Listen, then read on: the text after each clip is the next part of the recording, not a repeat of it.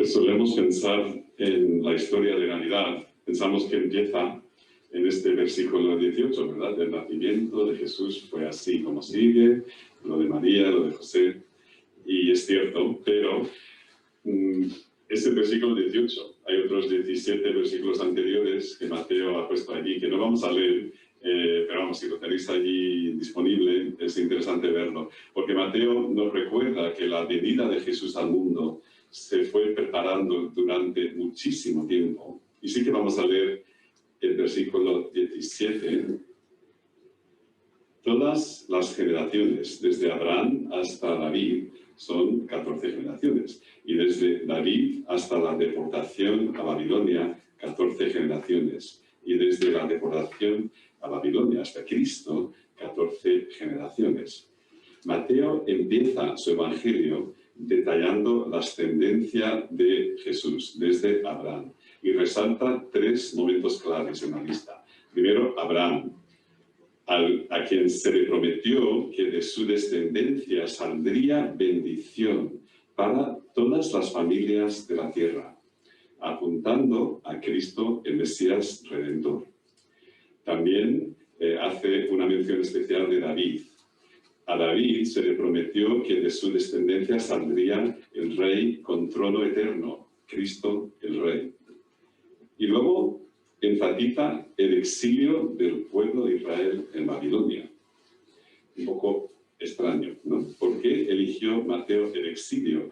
Un tiempo de desolación, desesperación, como un hito en el camino hacia el Mesías.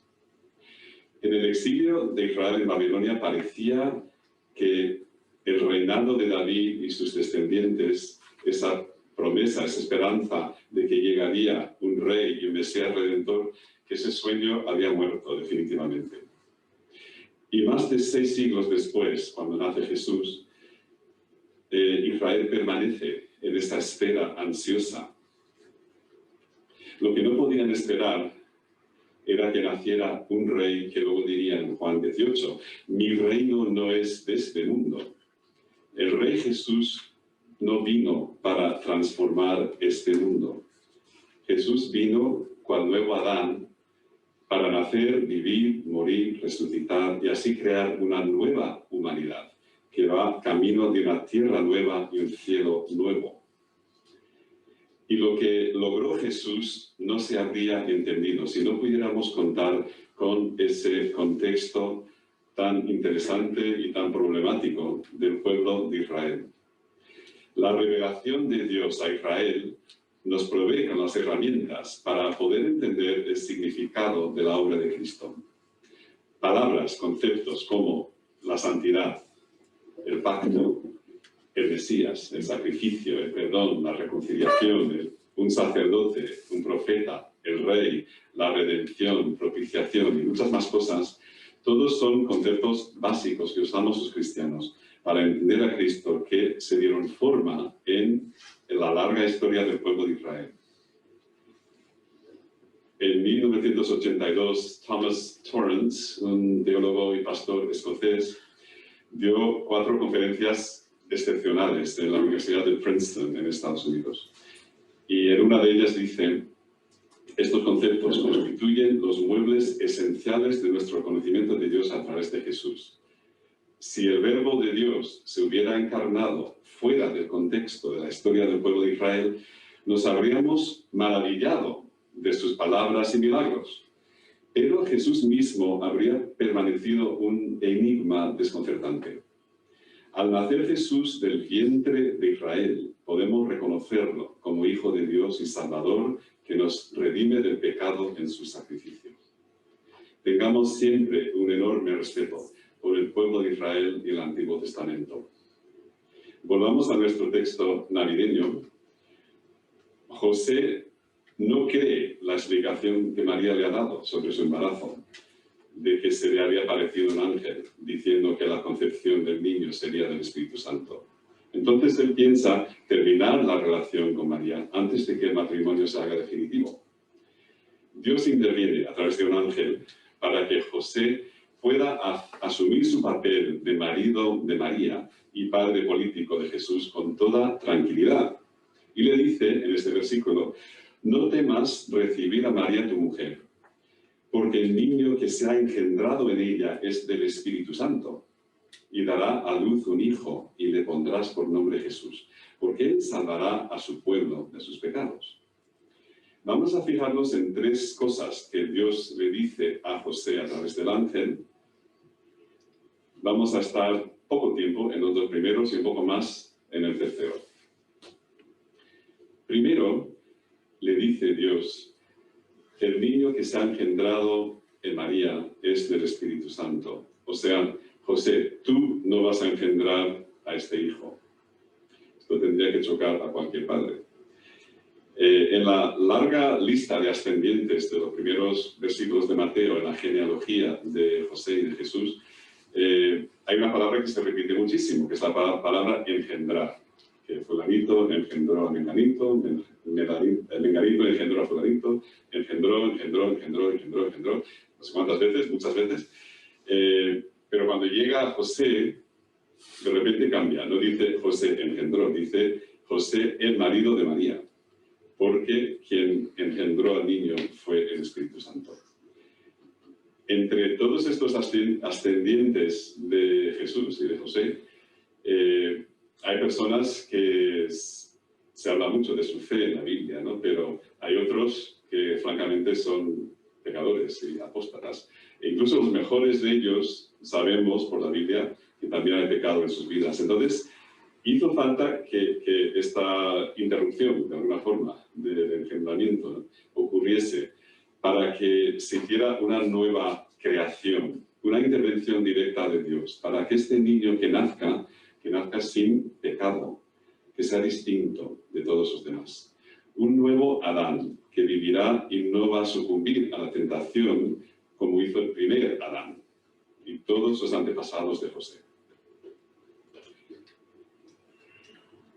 La segunda cosa que le dice Dios a José es, le pondrás por nombre Jesús.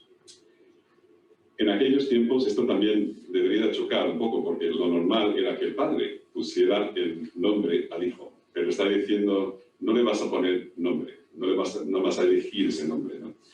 El verdadero padre de Jesús va a poner nombre, ¿quién es Dios exactamente? Se llama Jesús, se va a llamar Jesús porque significa Salvador. En tiempos bíblicos se buscaban nombres que tuvieran un significado especial para cada hijo, y vemos que Jesús no fue excepción. Dios se lo pensó mucho. Y en 1 Timoteo 1:15 dice que toda la vida de Jesús en la tierra se puede resumir así. Cristo Jesús vino al mundo para salvar a los pecadores, así que su nombre tiene un gran significado. José, no le vas a poner el nombre que a ti te guste, no vas a poner el nombre que encaje con tus expectativas de quién va a ser este niño. Esto también nos lo podemos aplicar quizás hoy, si tuviéramos que elegir un nombre para Jesús, buscaríamos algo que signifique paz, o amor, o fraternidad, no sé, algo así. Algo más en línea con nuestras ideas humanas acerca de quién tiene que ser Dios.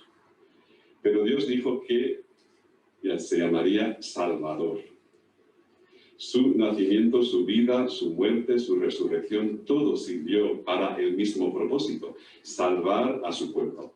Tanto el pueblo de Israel como todas las naciones, como veremos al final del Evangelio, en Mateo 28, que da la orden de que este mensaje salga a todas las naciones. Y la tercera cosa que le dice Dios a José, porque él salvará a su pueblo de sus pecados.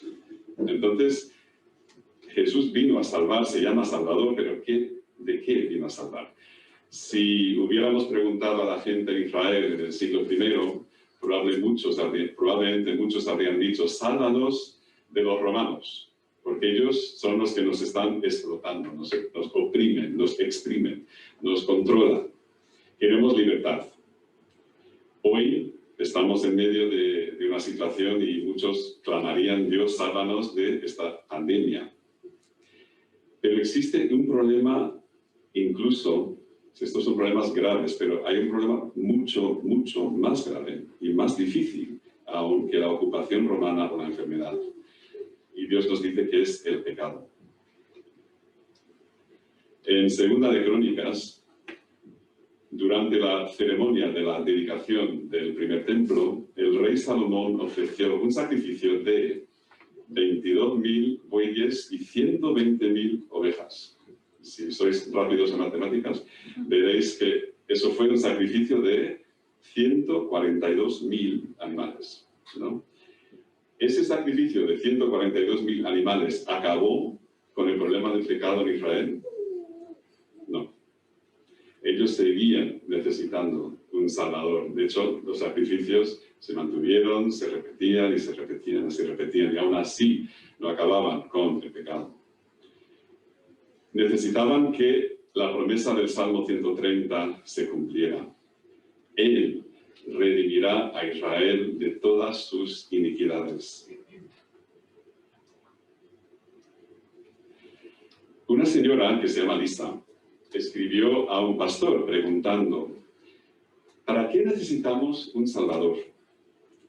Yo me considero una buena persona y cuando pienso en la gente que tengo a mi alrededor, diría lo mismo de la mayoría de ellos.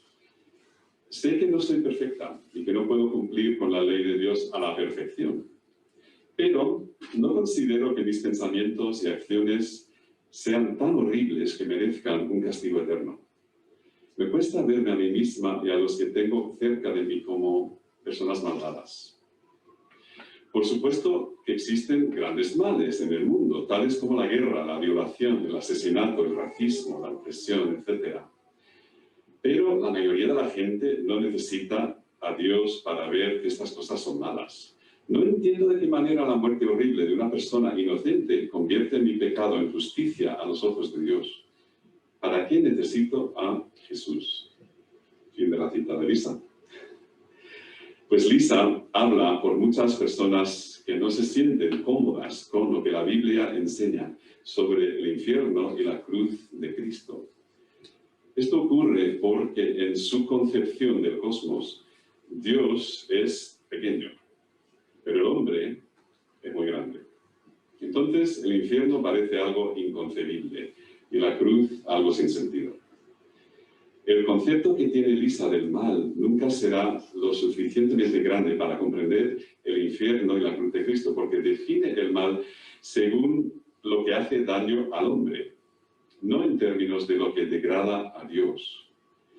Para ella, el mal que menciona está en la guerra, la violación, el asesinato, el racismo, la opresión. Todos estos males, que son males, son ejemplos del daño que hace un ser humano a otro. En la mentalidad de Lisa parece que no existe una categoría para entender el mal de deshonrar, degradar, despreciar, insultar al Dios que es infinitamente digno de honor. Ese mal no entra en su pensamiento. Pensemos un momento en Hitler. Hasta muchos no creyentes dirían que Hitler se merece el infierno, porque mató a 11 millones de civiles, como poco. Una cosa terrible. Si Dios no existiera, y estamos haciendo un experimento hipotético, si Dios no existiera, ¿merecería Hitler un castigo eterno?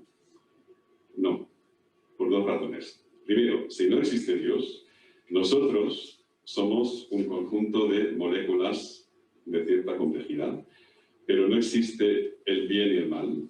La culpabilidad real no existe porque todo lo que hacemos es resultado de unas cuantas reacciones químicas en nuestros cerebros. Nuestras acciones no trascienden. Y la segunda razón por la que Hitler tampoco merecería un castigo infinitamente largo sería porque 11 millones de asesinatos son muchos, pero es un número finito, limitado. Y un número finito de crímenes no merece un castigo infinito. Cuando Dios queda fuera de la ecuación, y aquí está el problema, no hay manera de comprender el porqué de un castigo infinito como el infierno o la cruz, simplemente sería injusto. Por eso, Dios se ha revelado a nosotros en la Biblia. Sin ella nunca entenderemos la profundidad de nuestra pecaminosidad. sin que Dios nos diga exactamente cuál es el problema de raíz. Y lo ha hecho con claridad. Dios nos dice que la esencia del mal es el pecado del que nos tiene que salvar Jesús. Lo que hace que el mal sea tan malo no es tanto el daño que se hace un ser humano a otro ser humano, aunque eso es muy malo. Hay algo peor todavía, que es la traición que se comete contra Dios. Hacer daño a otras personas es horrible, pero la violencia y daño que existe entre seres humanos es una parábola viva del escándalo de no dar honor a Dios, no glorificar a Dios, ni darle las gracias. En realidad, cada vez que pecamos contra una persona, estamos también pecando contra Dios, porque su imagen está presente de forma única en cada persona. Acordémonos de David. Asesinó a Urías para poder cometer adulterio con Betsabé. Podríamos pensar que David, cuando pide perdón a Dios en una oración, diría: contra Urías he pecado. Y tendría razón, porque había pecado contra él. Pero él dice: contra ti, Dios, contra ti solo he pecado. Si Dios tiene valor infinito, belleza infinita, grandeza infinita, ¿de qué es digno Dios? ¿Qué le debe el alma humana? Esa es la cuestión vital. Jesús dice: amarás al Señor tu Dios con todo tu corazón y con toda tu alma y con toda tu mente. Pablo dice en 1 Corintios 10, ya sea que comáis, que bebáis o que hagáis cualquier otra cosa, hacedlo todo para la gloria de Dios, cada minuto de tu vida. La esencia del mal es amar, desear, valorar cualquier cosa o persona por encima de Dios. Eso es traicionar a Dios.